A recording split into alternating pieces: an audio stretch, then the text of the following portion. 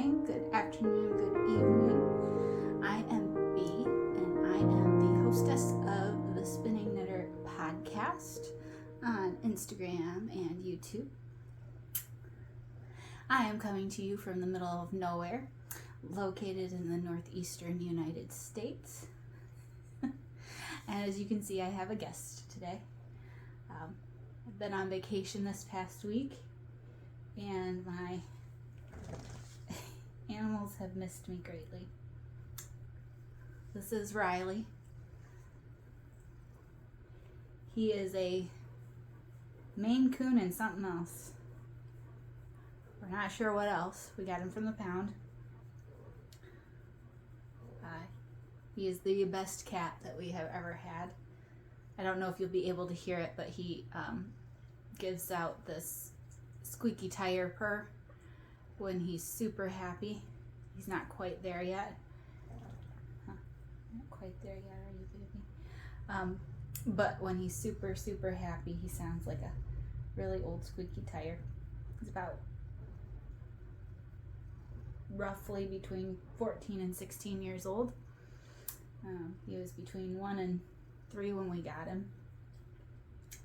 And he is just the sweetest, most cuddly cat that anyone could ever have. Huh. Baby. He's so sweet. It's so sweet, kitty kisses. He is one of only 2 cats I've met that will actually lick you, not because they want something off of your skin, but to genuinely show appreciation. I don't know if he was raised by dogs or not, but he genuinely loves people. There are a lot of cats that don't like people, but he comes running to the door as soon as he hears someone, and he wants to be held and loved on and cuddled. Don't you, baby? Yes, so sweet, so sweet. So, anyway, welcome. This is a spinning, knitting, crocheting, weaving, beading, all the crafts podcast that you could ever hope for. I haven't shown a lot of the other things that I do on here, mostly because I can't really bend my loom so that you can see it in the picture, and I've gifted everything I've made off of it, so it would be difficult to show you what I'm working on. But I am a crafter of all kinds, and my reason for making this podcast was so that my friends and family could remain up to date on what was going on in my life since we've moved so far away from them. So you're welcome to come along and enjoy the ride.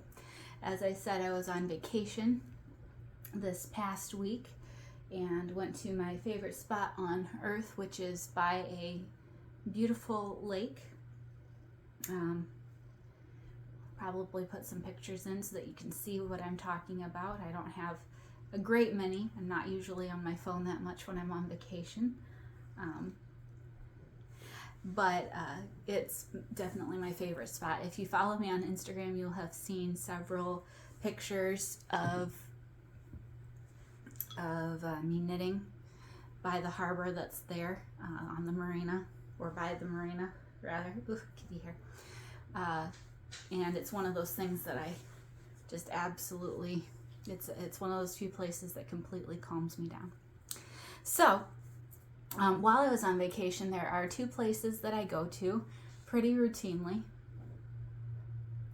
Pardon me, I think the dog needs to take an adventure.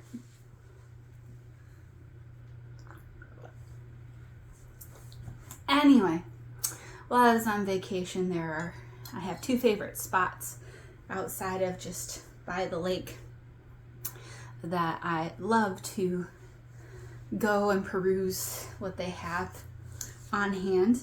And one of those is what to me I consider my ILYS, my local yarn store or shop, depending on who you are and how you choose to say it. Carol works there, and Carol is a gem. She is so sweet and kind and friendly, and I cannot for the life of me remember if she owns the shop or if she is one of the ladies that run it, but it is rather a small store with a large clientele, and they are busy all the time. Usually when I set out to head to my destination, I'm about 3 to 4 hours away. And so I, of course, my job, I get up early, a lot earlier than normal people do. And so when I'm on vacation, I tend to get up, and I'm usually on the road and driving between 4 and 5 a.m. And so I usually get to places just as they're opening. And because the family members that I went to visit or so, they're the opposite of me, and they sleep in until about 11.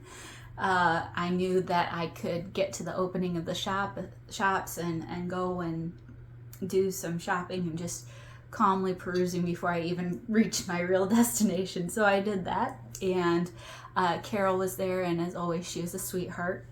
But I acquired some stash, which I would love to show you, because just because I can.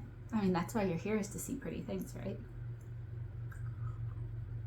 Well, I mean, Grandma, I know that you're on here so that I can, you know, keep you up to date on life. But for the rest of you, the knitting part of this. So at this yarn store, they have a wonderful abundance of yarn, but not as much actual sock yarn as one would wish in a store, which is just fine. I've purchased many other things from there over the years, and they only carry quality brands and wonderful wonderful dyers. So one of the dyers that they carry is, of course, all over the US, but it's the ILYA yarn, and it is a 100% 2-ply superwash merino that is hand dyed here in the US, I believe. I don't know much about the company other than that it's one of the few that I have not researched very thoroughly, but I know that I love their colors, and the socks that I have made from their yarn have held up pretty well. I am aware that it's a 2-ply. I am aware that it is 100% superwash merino, but I love the colors, and with how I tend to wear my hand knit socks, it doesn't matter to me that I have used sock yarns that can wear through quickly or more quickly, because I rotate through them so much. I either need them to be super duper hard wearing, like opal sock yarn, or I don't care. Like, if they're going to be work socks, they're probably going to be out of opal or Yavel, you know, the heavier brands of commercial sock yarn that are so perfectly treated that they wear like iron for forever. Those are my usual go-tos for work socks. Everything else, everything that I wear at home or out to things like social activities or to church events or you know, friend events, whatever you want to call them, I don't really care, because I'm not hard enough on them in that situation that I worry about them receiving damage or wearing through quickly. So I just do what I want. Anyway, so I purchased, the first time I went to the shop, I purchased 4 skeins, and this is the last one that caught my eye, but it was the most important, and that is because this is called Under Lock and Sea, SEA. There's a pun there. Glad you caught it. If you didn't, laugh along and pretend that you did. So this colorway is gorgeous, and I'm hoping that the color picks up true. If you're seeing it as gray, it's not picking up correctly. It is a level of green that I have not seen in a hand-dyed yarn before. So this, if it appears gray on your monitor, it's not entirely wrong. There is an undertone of gray to this green, and depending on the lighting and what other colors you have it by, it could show up completely gray.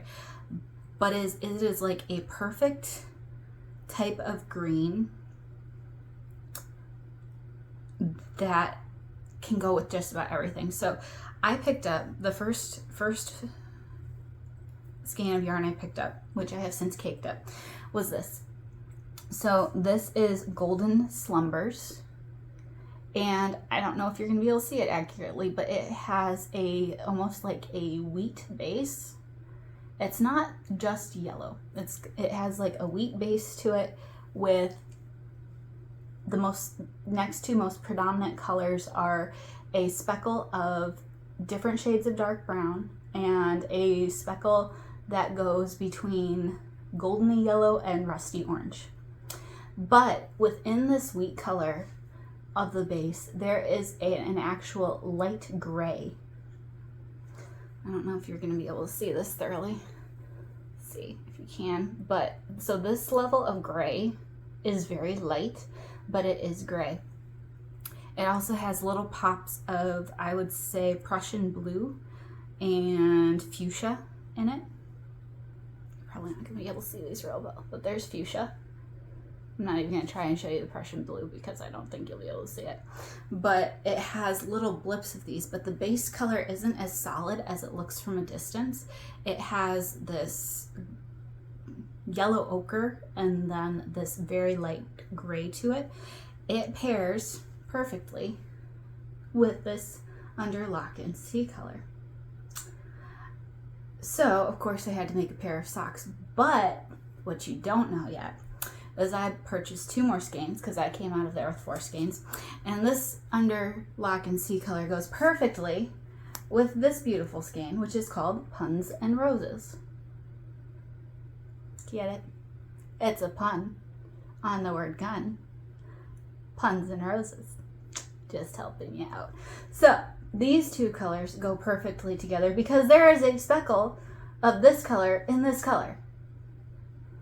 So look at this skein. So like I said, this is Puns and Roses, and it is a beautiful light pink base.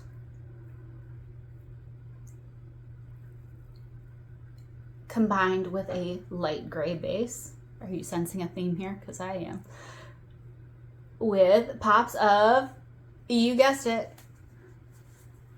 orange, burnt orange, dark brown, Prussian blue, little tiny hints of like a salmon pink. Not magenta, it's a salmon pink. And it is just freaking gorgeous. It's also got my hair attached to it because why would my hair not attach to everything? So this pairs perfectly with this. Am I sensing another pair of socks? Why, yes. Yes, I am. Are you sensing a theme? Yes. Yes, you should be. So I also picked up this luscious skein, which is the January 22 colorway.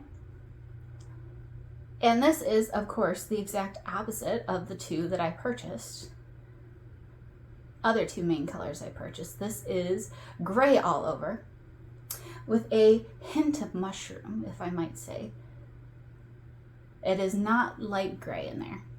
There are spots with light gray, but there's this beautiful mushroomy color underneath it. To the side of it, with it. There's a mushroomy color with it. And then there's these beautiful colors of all the speckles, which are dark brown, burnt orange, magenta, Prussian blue, and a bunch of other little blips in there. There's like purples, there's salmons, there's several different shades of blue. There's even a green spot. Can't remember where it is, but there's a green spot in here. And you're never gonna guess what I'm gonna pair with this for heels and toes, are you? Yes, that is right. So this January 22 color will also go with under lock and see. See, aren't we just economical with this craft? I think so. So I walked out with these 4 skeins of yarn and was perfectly happy to cast on a sock the same day, which I did, and which you may or may not have seen pictures of on Instagram. It's a little discombobulated right now because I had it scrunched up in a bag. Give me a second and I will get this squared away. So this is the sock that I've been working on for the past 4 days or so. And as you can see, it is going to have a contrast cuff, a contrast heel, and probably a contrast toe. So the thing about the Baah Yarn is that it is 400 yards or 115 grams for those of you who do grams. And what you may or may not know is that I have very large feet, and I tend to knit my socks at a very tight gauge with size 0 needles. So, oh, I'm all over the place. Oh well. Just more to love, right? So these are Tulip Bamboo double point needles, which I love. These are the only bamboo needles that I have not broken one. I have not broken even one bamboo needle. Riley, please don't sit there. Hey, I need you not on there. You can come over here. You can come. It's fine. You come in. You come in. You come. I'll pick you up, and then you won't be on everything. You can lay down. Yes. So, my go-to for socks that are 400 meters or less with the amount of yarn I have, because I knit so tightly on such fine needles, is to put in cuffs, heels, and toes of contrasting color so that I know there's no way on God's green earth that I'm going to run out. And on top of that,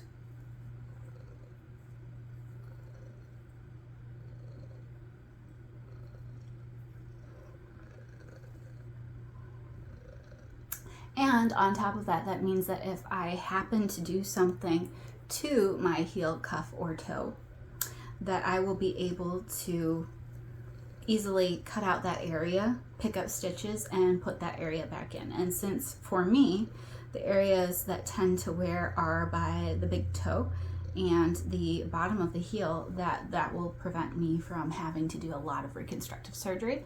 It means I will be able to keep the leg and the foot of the sock for an extended period of time, much longer than it would have been able to if I had knit it all of one piece. I also tend to pull on my cuffs a lot when I'm putting things on. That is just a habit that I've had since a child, and I don't feel like breaking it. So this means that my cuffs, I can also cut them off, pick up the stitches, and re-knit them if I need to. And what's even better is if I get bored of this color combination, I could just take them out just for the heck of it and pop in, like, I don't know, a neon purple or something if I really wanted to. Would I do that? No, I think that would destroy the look of this. I like the cohesiveness of these colors together. I hope this shows well. So when this under the sea color is paired with this Golden Slumbers color, it makes the Golden Slumber look more yellow than it is, and it makes the undersea green look less green and more gray than it actually is. And I do not mind that. I just like the look of the colors together. So my typical sock is made up of starting of between 76 and 78 stitches at the top. And because I like a taller sock, I make the leg rather long. Usually it's 7 to 9 inches, depending on what I want. And then I decrease randomly until I get to the point where I'm at 72 stitches at the heel. When I do my heel, it's a traditional heel flap and gusset. My heel is, as you can see, just basic slip stitches and purls. I don't do eye of partridge or anything fancy. I like the clean look. I tend to like basic socks, so I like the clean look of just the regular lines. And I like the way a heel and gusset fits my, heel flap and gusset fits my foot. It allows me to customize it a lot easier. The decorative designs, I just pick whatever I want and whatever I feel like. So this cable is very basic. It's 6 stitches across. It's 6 stitches across, and it just crosses going to the right. It might look like it's going to the left for you. There are 2 purl stitches on each side of the cable, a single knit stitch, and then another 2 purl stitches. This serves as both my ribbing and flexibility and allotment for the cable itself not moving, and gives me just enough stretch to slip on very easily. You can see it can expand pretty far. I mean, that's a lot of expansion. So even if it shrinks, it will still fit my leg very nicely. And in fact, I plan on all my socks shrinking a good 1/4 of an inch to a 1/2 inch in width and length, because I tend to throw them in the washer, not the dryer. I do not throw them in the dryer, but I do tend to throw them in the washer so that I just don't have time to hand wash socks. I'm in a big business. I do a lot of work and I just don't have time to stand there and wash socks. So I add cute little decorations. They shrink a little bit, but they still fit my foot. How do you make your socks? Do you have a special recipe? I just do whatever I want. This appealed to me, so I did it. It didn't matter to me whether the yarn was too busy for this or not. I just did what I wanted to. Is that how you do your socks, or do you have a set pattern that you follow?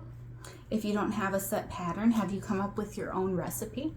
And if so, how did you come up with that? Was it based off of your preferences, or was it based off of someone else's preferences? How did you decide what you wanted from a sock? And if you don't knit socks, why not? I am asked quite a lot why I knit on DPNs, double pointed needles.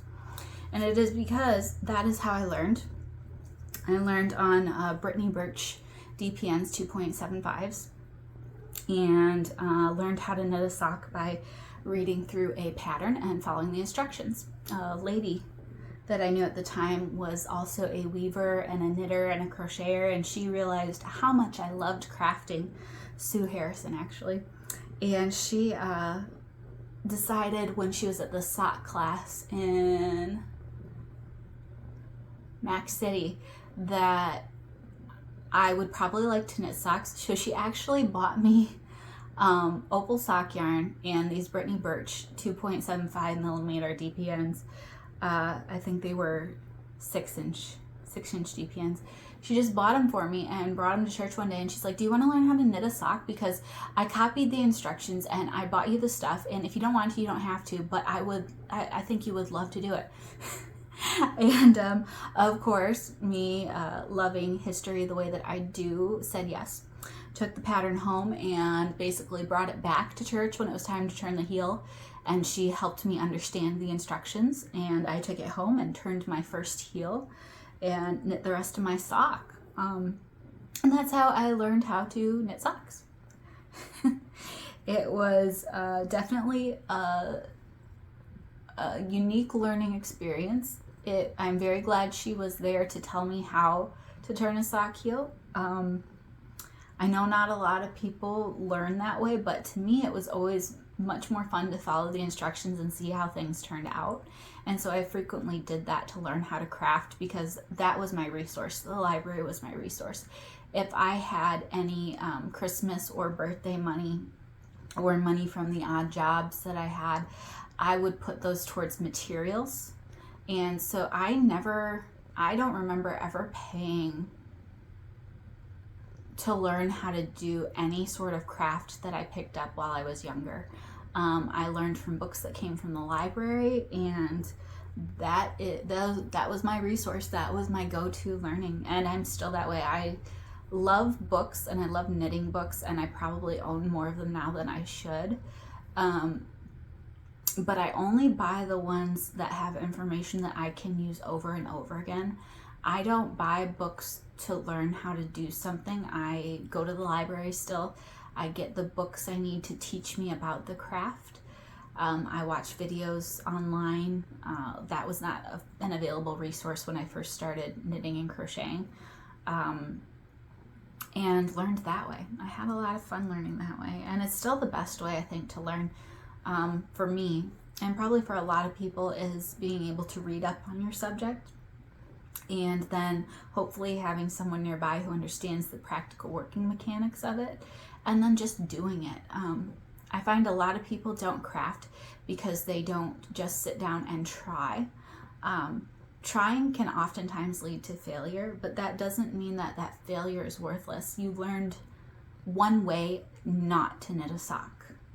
You learned one way not to turn a heel. So now go do it the opposite way, and maybe that thing works.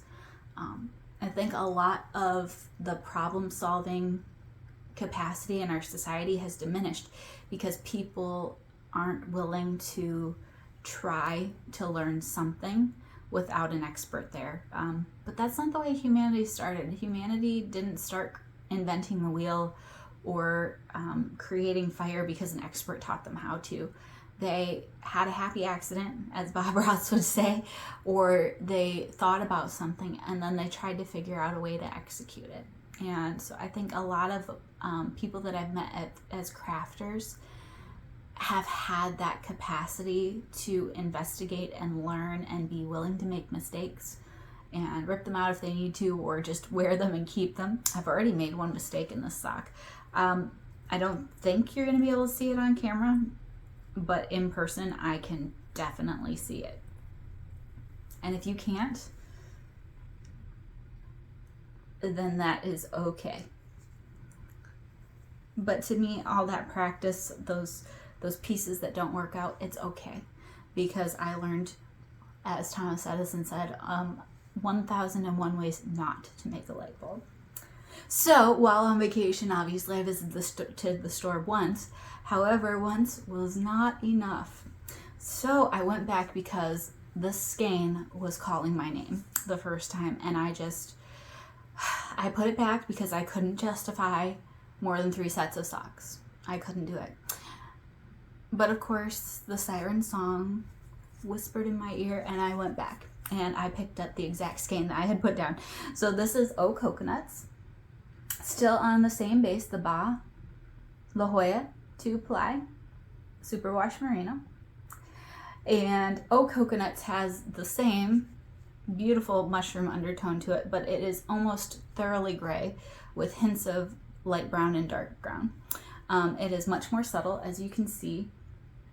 The speckling on it is quite the same amount as the other skeins, but because it is more monochromatic in nature, like if you were to take a black and white photo of this, it would not have much variation in tone throughout it. You can't see the speckling as well, but it is perfect. So one thing I found was when I put all these skeins together, I actually have some sort of gradient that I was looking at in my mind. I don't know what kind of gradient it was, but it was obviously there. And I had to go and screw it up because when I was picking up Oh Coconuts, I saw this and I couldn't resist. Look at this. Look at this golden wheat color. So this is Champagne Toast. Same base, once again, same company.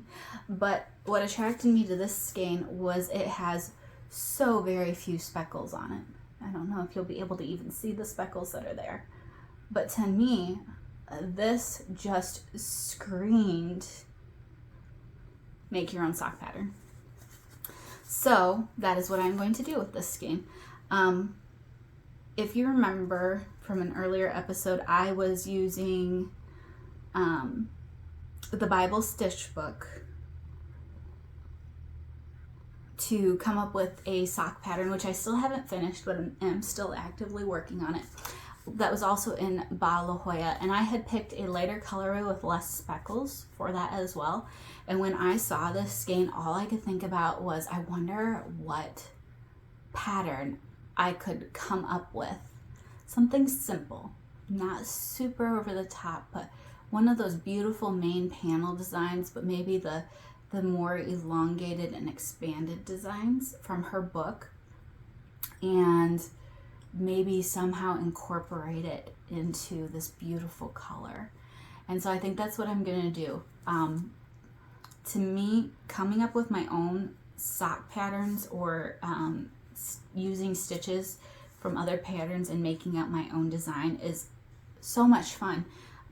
But it's much easier to do in something like this than it is something like this. So these colorways are very similar. They were probably made with the same concept in mind. The difference being this is more of a yellow ochre and this is more of a raw sienna. This many more speckles. This much fewer speckling, much less speckling involved. So this sock, I would not actually want to design a sock pattern or a stitch pattern with this yarn, this particular colorway, because it would be a little too busy for what I like when I actually do put stitch patterns together to come up with my own design. This is like the perfect canvas for that. Just enough speckle to keep my interest in the yarn itself, but the yarn is more of a tool for my imagination. So if you are thinking of like actually using a stitch pattern Bible, like oh, I cannot remember her name. Is it Hattori? I'll put it down below, but the wonderful woman who created the Japanese knitting Bible, I would use skeins like this to just take her beautiful stitch patterns and just invent new things, if you will, because this is a blank canvas to show the beauty of the patterns. Something that's too busy, I think you'll get more frustrated because you'll be so worried about how you're displaying the yarn that you won't be able to focus on the pattern itself. So that's what I was thinking when I, of course, picked this up.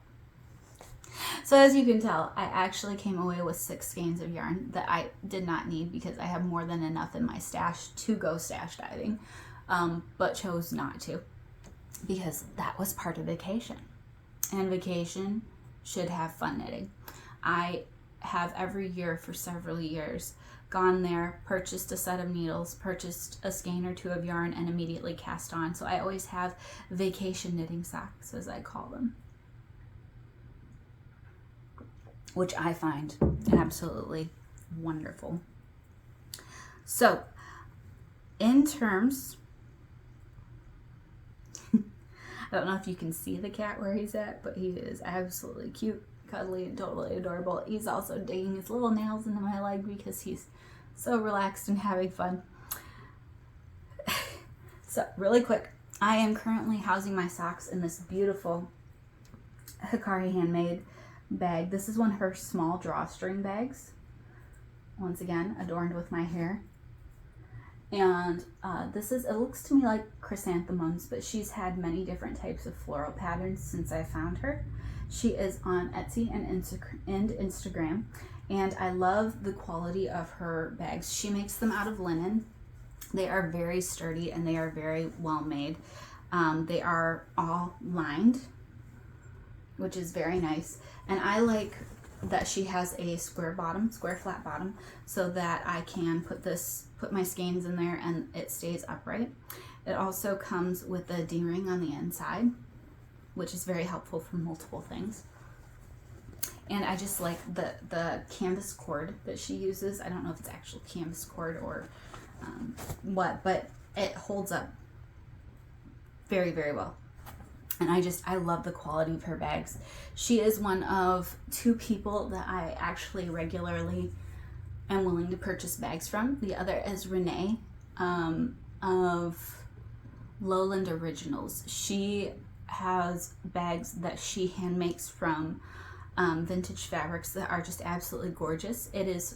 I have not gotten a bag from her since before COVID started because of shipping being shut down to the US for so long. And when shipping finally became available, I have not yet caught one of her updates with her bags. But they, both Hikari and Renee, they just top quality with their stitching, with the attention to detail, the definition, the choice of materials. You're getting a quality item, and I absolutely love that. So really quick, I have a little bit of updated spinning. So a while ago I talked about Emily of Wolfiend. I had purchased 2 braids of her beautiful peony colorway on merino, bamboo, and soy silk. And I absolutely love this base. The way the soy silk dyes up is very different from regular silk. It obviously it's soy silk. It catches the color, and I really like that. And let's see if this is attached. Oh, good, it's not. So I don't know if I'll be able to show this to you while the cat is dangling, but if you can see the soy silk, it takes on color.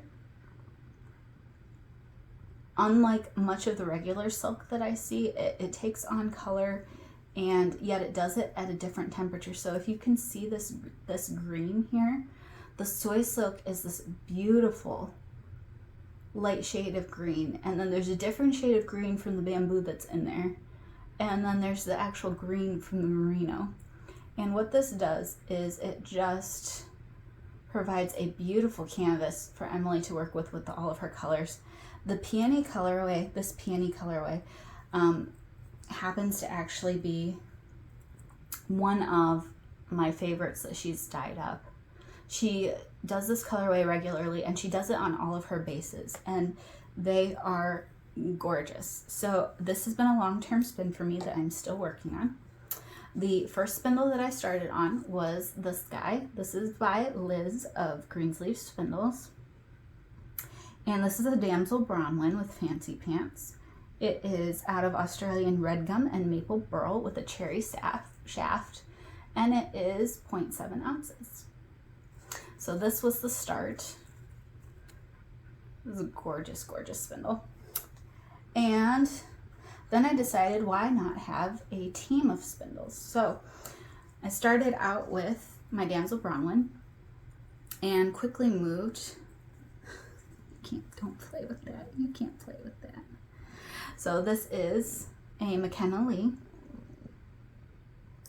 It is out of carob and bird's eye maple with a mahogany shaft, and it is 0.8 ounces. This is one of the most beautiful spindles, I believe, that I own.